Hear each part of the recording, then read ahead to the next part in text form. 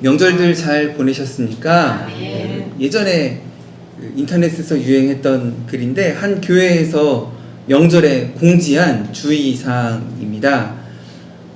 먼저 섬기고 먼저 봉사하고 먼저 가자.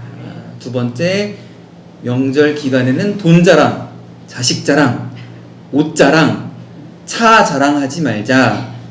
자랑하려면 밥 사주면서, 옷 사주면서, 차 사주면서 자랑해라.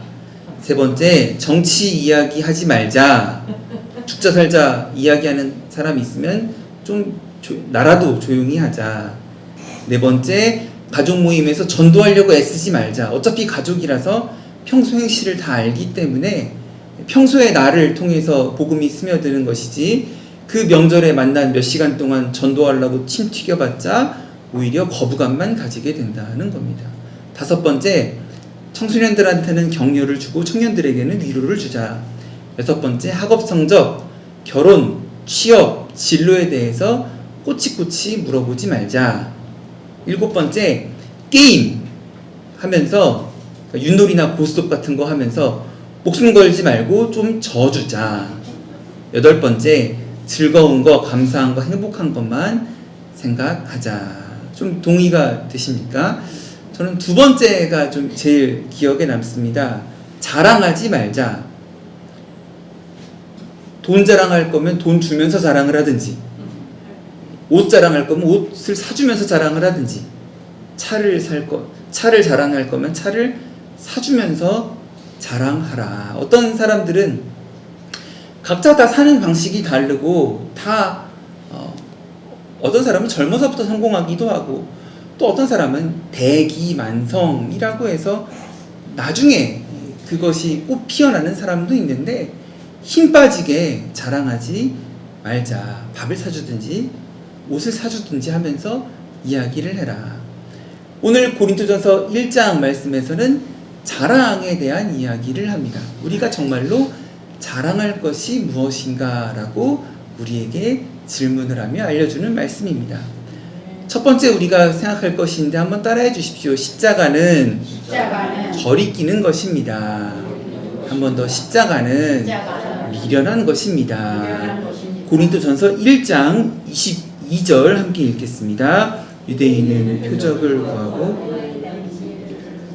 23절임 같이 읽겠습니다. 우리는 십자가에 못 박힌 그리스도를 전하니 유대인들에게는 거리끼는 것이요 이방인에게는 미련한 것이래. 십자가라는 건 원래 불쾌한 것입니다. 예수님 시절에는 그때는 죄인을 벌주는 형틀이었습니다. 당시에 많은 사람들이 십자가의 형벌을 받고 벌받고 죽었습니다.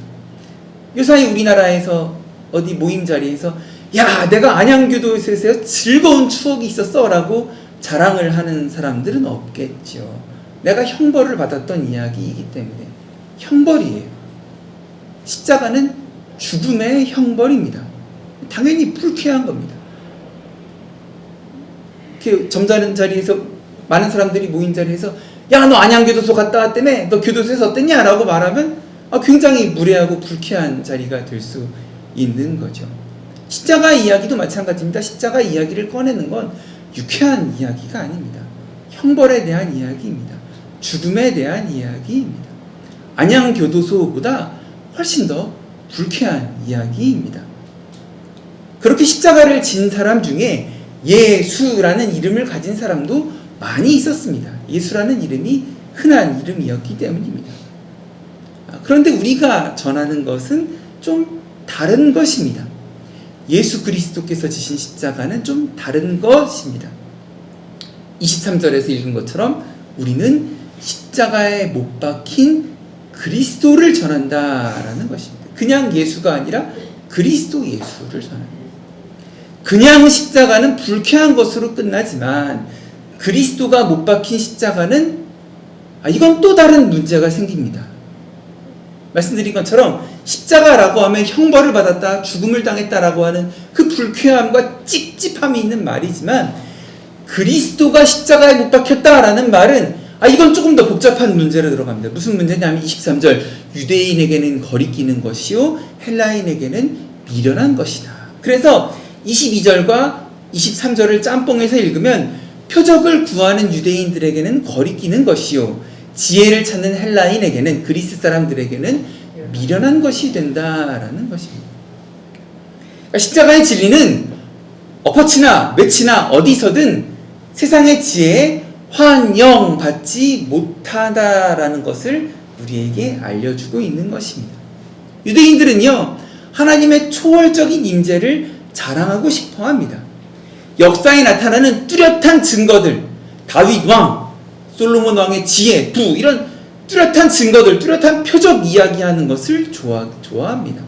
그래서 메시아라는 것도요 우리나라를 독립시켜줄, 지금 그리스의 지배를 받다가 로마의 지배를 받는 우리나라를 독립운동해줄 장군 메시아를 기다리고 있었어요. 그분이 바로 예수 그리스도이고, 근데 그분이 십자가에서 죽었다라고 하는 이야기는 받아들이기 힘든 이야기입니다. 유대인들에게 그리스도께서 십자가에서 죽었다라고 하는 것은 받아들이기 굉장히 불편한 어려운 걸림돌입니다. 우리는 장군을 기다렸는데, 우리는 독립운동해줄 리더를 기다렸는데 왜 십자가에서 죽었냐 하는 말입니다. 십자가에서 못 박힌 그리스도, 그가 어떻게 구원이 될 수 있냐라는 것이 유대인들의 불편함과 불평이었습니다. 그리고 이제 헬라인들, 이방인들의 이야기를 봐야겠죠. 헬라인들은 인간에게서 신을 발견할 수 있는 지혜가 있다고 믿었습니다. 그래서 오랜 세월 지혜를 갈고 닦고 지혜를 터득하기 위한 노력을 해야 한다라고 믿어왔던 것입니다. 따라서 인간이 신에게로 올라가는 이 철학, 지혜, 연구로서 인간이 신에게 올라가는 것을 궁금해했지, 신이 처참한 인간의 자리로 내려왔다라는 것을 받아들이는 것이, 아니 받아들이지도 못하고 어리석은 이야기다라고 말을 했다라는 것입니다. 결국 십자가의 진리라는 것은 세상의 상식과 인간적인 방법으로 이해될 수 없었던 것입니다. 당시 교회를 구성하고 있던 것은 유대인들, 아니면 유대계 이방인들, 아니면 이방에서 살던 유대인들인데, 어쨌거나 유대인들이나 이방인들이나 다 이 십자가의 복음을 받아들이기 어려웠다라는 것입니다. 예수님의 구원은, 예수 그리스도의 구원의 십자가는 신비로 둘러싸여 있었던 것입니다. 유대인들이 믿는 하나님의 세계에서도 십자가는 불편한 것이고, 헬라인들이 따르는 지혜의 방법에서도 십자가는 맞지 않는 것이다 라고 생각한 것입니다. 그래서 천국 복음을 위해 죽으신 예수 그리스도의 십자가가 중요한 것입니다. 중요한 것, 천국 복음을 위해 죽으신 예수 그리스도의 십자가. 그냥 십자가가 아닙니다. 그냥 십자가는 불편한 거예요. 예수님의 십자가, 이것도 이상해요. 예수라는 사람, 이름을 가진 사람은 많았어요. 천국 복음을 위해 죽으신 예수 그리스도의 십자가가, 천국 복음을 위해 죽으신 예수 그리스도의 십자가가 우리의 자랑거리라는 것입니다. 그냥 예수님의 십자가가 아니에요. 예수님이 그냥 이 땅에 오시자마자 야, 나 빨리 십자가에서 죽을래, 나 빨리 처형해줘 라고 하신 게 아니에요. 예수님은 이 땅에 계시는 동안 복음서 말씀을 보니까 끝까지 천국 복음을 증거하셨어요. 빌라도에게 잡혀갔을 때에도, 대제사장들에게 잡혀갔을 때에도 천국에 대한 이야기를 하고 싶으셨어요. 그 과정에서, 천국 복음을 전하는 과정에서 십자가의 형벌을 받으시는 것입니다. 그래서 천국 복음을 위해 죽으신 예수 그리스도의 십자가라는 의미를 중요하게 우리의 자랑거리로 삼아야 한다라는 것입니다. 두 번째로 기억할 것이 있습니다. 그리스도는 버림받은 자들과 함께 하셨다라는 겁니다. 그리스도는 버림받은 자들과 함께 하시면서 그들을 구원하셨다라는 것입니다. 그리스도께서 구원을 위해 다가가는 사람들은 누구였느냐? 예상 밖의 인물들이었어요. 병자들, 의원이 필요한 병자, 왕궁에 앉은 사람이 아니라, 우리 지난 시간에 계속 나누었죠.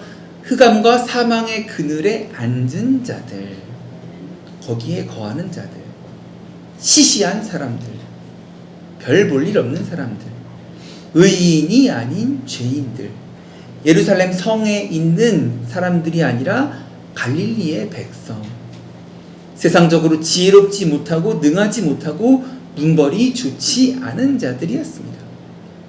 계속 지난 시간의 설교 말씀을 떠올리면 예수님의 첫 사역은 갈릴리 가버나움이었다라고 합니다. 거기에서 어떻게 하셨다고요?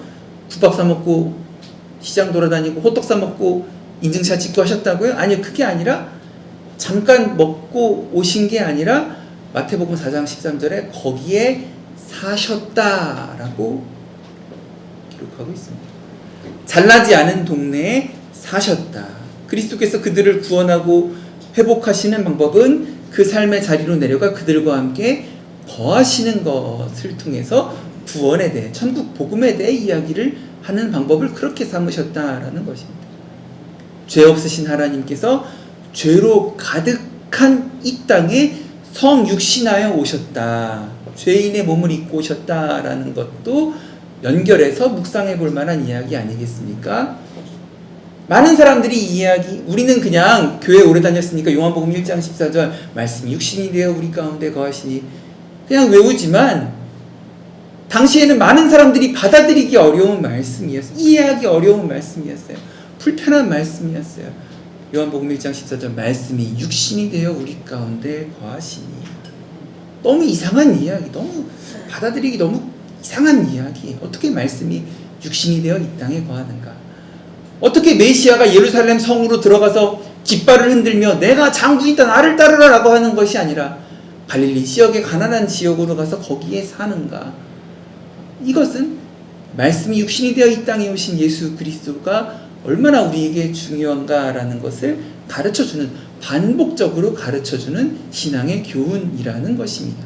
오늘 읽은 고린도전서 1장 26절부터 28절까지의 말씀 한번 여러분들이 큰 소리를 읽어서 26절부터 28절까지 형제들아 너희를 부르심을 보라. 육체를 따라 지혜로운 자가 많지 아니하며 능한 자가 많지 아니하며 문벌 좋은 자가 많지 아니하도다. 그러나 하나님께서 세상의 미련한 것들을 택하사 지혜 있는 자들을 부끄럽게 하려 하시고 세상에 약한 자들을 택하사 강한 것들을 부끄럽게 하려 하시며 하나님께서 세상의 천한 것들과 멸시받는 것들과 없는 것들을 택하사 있는 것들을 폐하려 하시나니. 아멘. 지혜로운 자가 많지 않고 26절 능한 자가 많지 않고 문벌 좋은 자가 많지 않다. 그래서 28절 천한 자, 미련한 자, 약한 자, 멸시받는 자, 없는 자를 택하셨다는 것을 자랑해야 한다라는 것입니다. 다시 26절부터 28절 그러니까 지혜롭지 않은 자, 능하지 않은 자, 문벌 좋지 않은 자, 강하지 않은 자, 약한 자, 천한 자, 미련한 자, 멸시받는 자, 없는 자를 먼저 택하셨다라는 것이 우리의 큰 자랑거리라는 것입니다. 미국의 자동차 만드는 걸로 유명한 포드라는 사람이 있었습니다. 그리고 우리는 전기불 개발한 걸로 알고 있는 에디슨이라는 사람도 알고 있습니다. 두 사람이 꽤 친한 친구였고 비즈니스 파트너였다라는 것입니다. 이 포드라는 사람이 자동차를 많이 팔아먹기 위해서 주말에 자동차에다가 가족들이랑 짐 싣고 캠핑을 좀 떠나라. 차가 있어야 되지 않겠냐. 차를 타면 어디든지 갈 수 있다라는 것을 광고하면서 차를 팔려고 했습니다. 그래서 요즘 말로 말하면 홍보성 그런 그 퍼포먼스로 에디슨이랑 포드랑 같이 캠핑을 떠납니다. 그래서 캠핑을 가서 둘이 다 사진도 찍고 차 타고 캠핑 가서 맛있는 거 모닥불에다 구워 먹고 차에서 짐 내려가지고 맛있는 거 먹고 또 자연을 즐기고 편안하게 또 이렇게 별 보면서 자고 하는 모습을 사진 찍고 신문 기사로 내보내면서 자동차 좀 많이 사라. 자동차만 있으면 누구나 이렇게 캠핑을 다닐 수 있다. 또 에디슨이 전기불 만들었으니까 이거 배터리 해가지고 전기불 돌리면 얼마나 밤에도 밝게 캠핑을 즐길 수 있는지 아냐? 라고 하면서 캠핑을 좀 가라. 차 좀 많이 팔아줘라. 라고 이렇게 홍보를 했습니다. 몇 가지 속 이야기가 있는데 이들의 캠핑은 간단한 캠핑이 아니었습니다.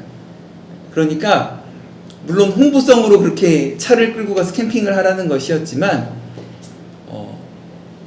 트럭을 7대를 끌고 갔어요. 운전기사만 7명, 집 나르는 하인들 여러 명, 밥하는 요리사들 다 끌고 가서 이 사진 근사하게 그 모닥불 피워놓고 앉아서 그 고기 구워 먹는 거 사진 찍고 별 바라보는 거 사진 찍고 하면서 캠핑을 좀 떠나라. 차만 있으면 너희도 누구든지 갈 수 있다. 차를 사라 라고 딱 이제 광고를 하는 것입니다. 맹점이 있죠. 그렇게 지금이야 좀 다른 이야기지만 그 당시에는 그렇게 간편하게 캠핑을 갈 수 있던 시절이 아니었으니까. 그들이 트럭 7대를 가지고 각종 식자재와 옷들과 장비들을 가지고 가는 그런 캠핑을 떠나면서 나 캠핑 갔다 왔다. 여러분도 캠핑 한번 즐겨보시라 라고 말하는 것은 문제가 있는 것입니다. 분명히 차이가 있는 것이죠. 그런데 예수님은 그런 차이를 가지고 계신 것이 아니라 그냥 그 낮은 모습 그대로 다가가셨다라는 것입니다. 그냥 없는 자들의 모습 그대로 들어가셨다라는 것입니다. 그리고 먼저 택하셨다는 거예요. 힘이 없는 자, 약한 자, 천한 자, 미련한 자, 멸시받는 자, 지혜가 없는 자들을 먼저 바라보시고 그들 안에 들어가시고 그들과 함께 하셨다라는 거예요. 몰래 트럭 7대 끌고 가신 게 아니라 그들 가운데 들어가신 예수님을 묵상해 보셔야 합니다. 그리고 그들을 먼저 택하신 예수님을 자랑으로 여기는 저와 여러분 되셨으면 좋겠습니다. 세 번째, 한번 따라해 주십시오. 우리에게 주신 위로를 자랑해야 합니다. 한 번 더, 우리에게 주신 위로를 자랑해야 합니다. 우리가 언젠가 이 땅의 삶이 끝나고 난 뒤 하나님과 만나게 됐을 때 하나님께 우리가 무엇을 자랑하겠습니까? 하나님, 나 돈 되게 많아요를 자랑하겠습니까? 나 되게 건강해요를 자랑하겠습니까? 나 친구 되게 많아요를 자랑하겠습니까? 나 이 땅에 사는 동안 어떤 관직에까지 올라가 봤습니다 라고를 그것을 자랑하겠습니까? 하나님 앞에 그 누구도 그 무엇도 자랑할 것이 없습니다. 그저 하나님 앞에서 우리는 위로를 받을 수밖에 없지 않겠습니까? 30절 말씀, 고린도전서 1장 30절 같이 읽겠습니다. 너희는 하나님으로부터 나서 그리스도 예수 안에 예수는 하나님으로부터 나와서 우리에게 지혜와 의로움과 거룩함과 구원함이 지혜로 의로 거룩함 구원함으로 우리에게 위로를 주신다라는 것입니다. 예수는 하나님으로부터 나와서 우리에게 이러한 것들을 주신다라는 것. 이것이 저는 위로라고 말씀에 감동이 있어 받아들이게 되었습니다. 그리고 마태복음 5장의 산상수훈 말씀과도 연결해서 생각해 볼 수 있었습니다. 마태복음 5장 산상수훈 말씀. 한번 다 같이 잠깐만 찾아보도록 할까요? 마태복음 5장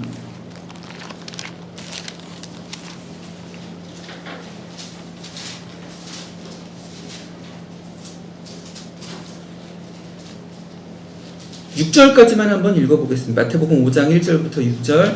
예수께서 무리를 다 같이 읽겠습니다. 예수께서 무리를 산에 올라가 앉으시니 제자들이 나오니라. 입을 열어 가르쳐 이르시되 심령이 가난한 자는 복이 있나니 천국이 그들의 것이며 애통하는 자는 복이 있나니 그들이 위로를 받을 것이며 온유한 자는 복이 있나니 그들의 땅을 기업으로 받을 것이며 의에 줄이고 목마른 자는 복이 있나니 그들이 벌을 받으리라. 아멘. 의와 거룩함, 지혜에 대한 말씀. 복이 있나니 복이 있나니 복이 있나니.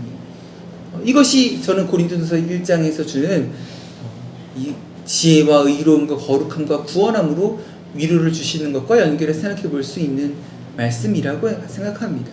숱한 위로의 말씀, 숱한 축복의 말씀이어서 많은 사람들이 이 말씀을 축복의 말씀으로 붙들려고 합니다. 그런데 마태복음 5장 1절 말씀을 다시 한번 보셨으면 좋겠습니다. 네. 마태복음 5장 1절. 예수께서 무리를 모시고 산에 올라가 앉으시니 제자들이 나온지라. 여러 사람들이 나오죠. 무리가 나오고 제자들이 나옵니다. 이 말씀을 듣는 사람들, 이 팔복이라는 것은 제자도의 상징이고 믿음의 특징이고 신자들의 특징이고 신자들의 위로이고 신자들이 받는 복인데 이것이 제자들에게 전해졌다라는 것을 좀 눈여겨보셨으면 좋겠습니다. 예수께서 무리를 보시고 산에 올라가 앉으시니 제자들이 나온지라. 그림이 그려지면 무리가 있고 제자들이 다시 또 따로 나와서 예수님 바로 앞에까지 가까이 왔다라는 것입니다. 시각을 바꿔서 입장을 바꿔서 보면 무리들의 입장에서 보면 예수님의 모습과 그 음성은 언제나 제자들을 어깨 너머로 쳐다보게 된다라는 것입니다. 우리 시대의 말로 바꾸면 세상 사람들이 예수를 안 믿고 그것은요 우리에게 달린 이야기예요. 세상 사람들이 예수님의 직접 보거나 그의 말씀을 직접 듣지 않기 때문에 예수쟁이들의 어깨 너머로 교회 다니는 사람들의 말과 살아가는 모습을 보고 예수가 누구인지 그분이 말씀하시는 천국이 무엇인지를 알게 된다라는 것입니다. 그래서 우리가 가득히 위로를 받아야 합니다. 한 분도 빠짐없이 위로를 받아야 합니다. 무슨 말이냐 하면 자꾸 신앙생활을 하다가 교회 생활을 하다가 남의 것으로 결단하고 감탄하시는 분들이 있어요. 신앙생활하고 교회생활하고 설교 듣다가 예배 드리다가 남의 것으로 결단하시고 남의 것으로 아멘 하시는 분들이 있어요. 무슨 말이냐면은 아멘 그래요. 이거 신앙생활 오래한 우리 장로님이 들을 말씀이지요. 장로님이 순종해야죠. 아멘. 장로님이 봉사해야죠. 아 목사님이 그렇게 하나님의 구원을 위해서 기도해야죠. 아 그렇죠. 아멘. 결단하고 감탄하시는 분들이 있어요. 아 전도사님이 하나님의 사랑을 묵상해야죠. 아 그렇죠. 전도사님이 얼마나 깊이 묵상을 해야 될까. 아이고 저 전도사님 하나님의 사랑을 깊이 묵상해야겠네 라고 하시는 분들이 있어요. 그게 아니라 예수 믿는 나를 통해서 사람들이 교회를 보고 예수님을 만납니다. 가수 박진영 씨가 그런 이야기를 했죠.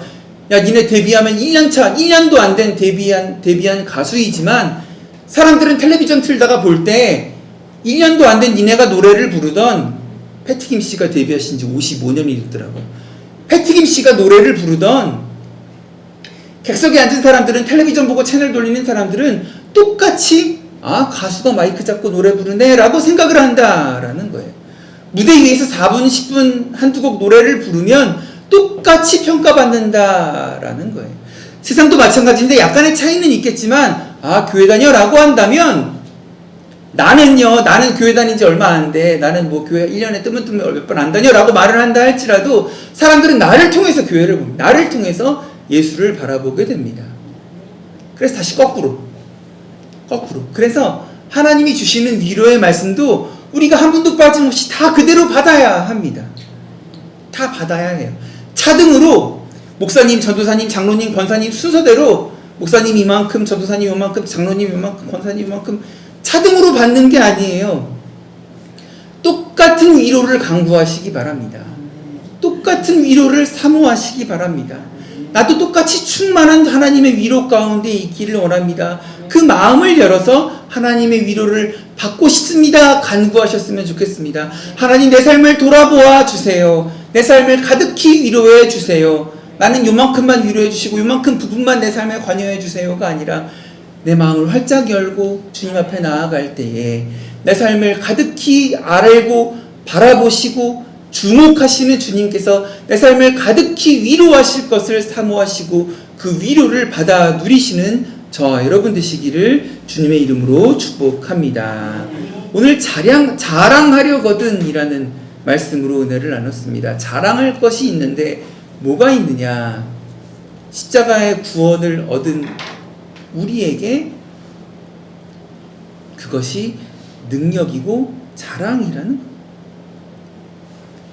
십자가의 구원, 십자가에서 달려 죽으신 예수 그리스도의 그 은혜가 우리에게 자랑할 것이라는 겁니다. 두 번째 자랑할 것은 사람들이 박수치는 곳이 아니라 버림받은 자들에게 예수님께서 먼저 가셨다. 그들과 함께 하셨다라는 것이 우리의 자랑입니다. 그리고 위로를 주신 것을 자랑하셨으면 좋겠습니다. 죽은 자를 살리신 하나님께서 30절 지혜와 의와 거룩함과 구원함이신 예수를 우리에게 보내주셨다라는 것을 자랑으로 삼는 저와 여러분 되시기를 주님의 이름으로 축복합니다. 아멘. 말씀을 생각하며 잠시 기도하시겠습니다. 나에게 자랑으로 주신 것이 있습니다. 천국 복음을 위해 죽으신 예수님의 십자가, 그 은혜를 자랑합니다. 감사합니다.